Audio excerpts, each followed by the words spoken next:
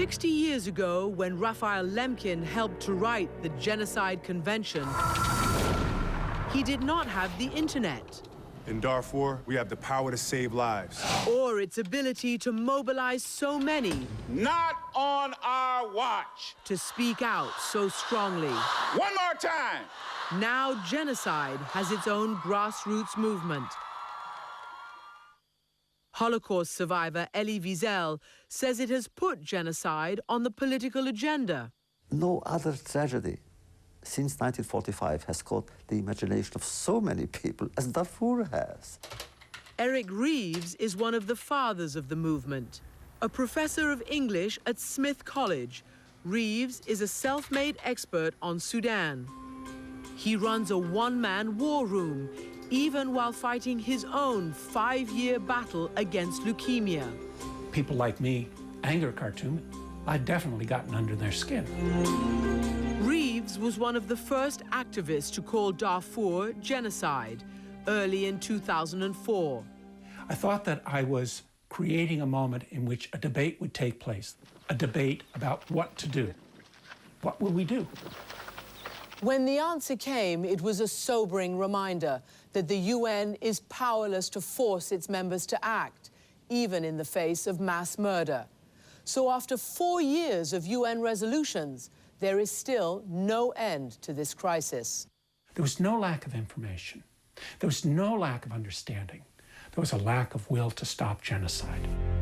Year after year after year. In 2004, Darfur was finally on the agenda. A Security Council resolution demanded that Sudan disarm the militias attacking the villages. But it issued no ultimatum to back up that demand, not even a trade embargo if Sudan refused. The main spoiler was China, one of 5 countries on the Security Council with veto power. China has major construction contracts in Sudan.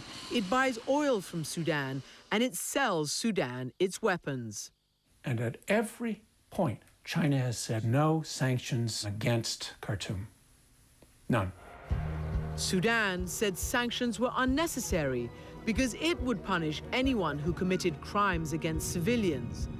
But after 2 more years of death and destruction, the Security Council voted in 2006 for a peacekeeping force. This time, China went along, as long as the UN invited Sudan's consent. That was the phrase that China purchased with its threat of a veto.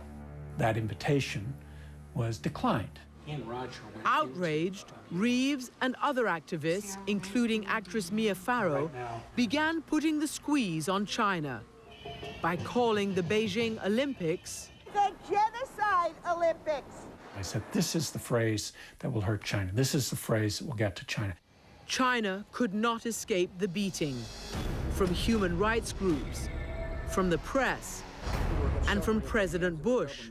My administration has called these actions by their rightful name, genocide. Under pressure, China now leaned on Sudan. And in July 2007, a year before the Olympic Games, Sudan finally agreed to a UN force.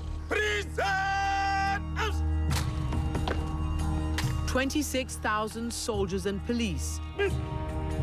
But after all that, a year into the mission, the force is less than half strength. And Darfur has descended into near anarchy. Bandits routinely hijack UN food convoys. UN patrols are ambushed. Peacekeepers are stripped of their weapons and even killed. Despite all this, Eric Reeves believes the unprecedented grassroots protests have not been in vain. Without the outrage by American advocacy, we'd be looking at hundreds of thousands of additional deaths. The prosecutor at the International Criminal Court has charged Sudan's president with genocide. This was the president's defiant response. Why? 14 years after Rwanda, 60 years after the Genocide Convention, Has the world's response in Darfur been so little, so late? That's the question I didn't ask myself forcefully enough, and I can only plead foolishness.